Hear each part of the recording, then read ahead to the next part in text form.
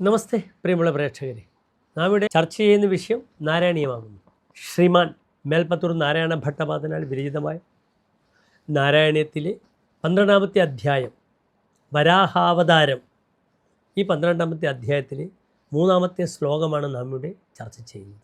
പ്രിയമുള്ള പ്രേക്ഷകർ, ആദ്യം ശ്ലോകം ശ്രദ്ധിക്കുക.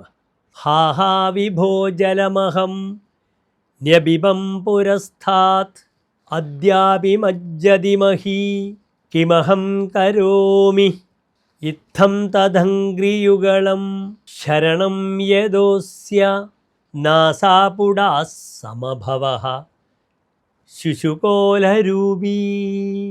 ഇനി പ്രസ്തുത ശ്ലോകത്തിൻ്റെ പദച്ഛേദം നാം ചർച്ച ചെയ്യുന്നു, ശ്രദ്ധിക്കുക.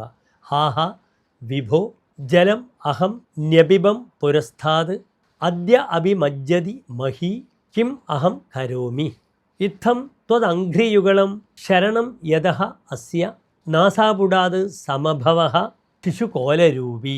അടുത്തതായി പ്രസ്തുത ശ്ലോകത്തിൻ്റെ അന്വയമാണ് നാം ചർച്ച ചെയ്യുന്നത്, ശ്രദ്ധിക്കുക.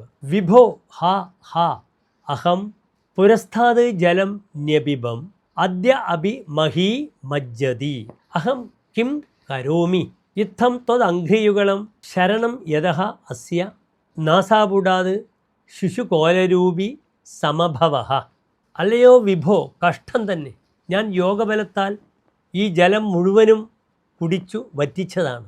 ഇപ്പോൾ ഇത് ആ ഭൂമിദേവി വീണ്ടും ജലത്തിൽ ആപ്ലാവിതമായിരിക്കുന്നു, മുങ്ങിയിരിക്കുന്നു. ഞാൻ എന്തു ചെയ്യട്ടെ? ഇപ്രകാരം അങ്ങയുടെ കാലിണ ഭജിക്കുന്ന ബ്രഹ്മാവിൻ്റെ നാസാദ്വാരത്തിൽ നിന്നും അങ്ങ് ഒരു വരാഹ ശിശുവിൻ്റെ രൂപത്തിൽ പുറത്തേക്ക് വന്നു എന്ന് സാരം. നമസ്തേ.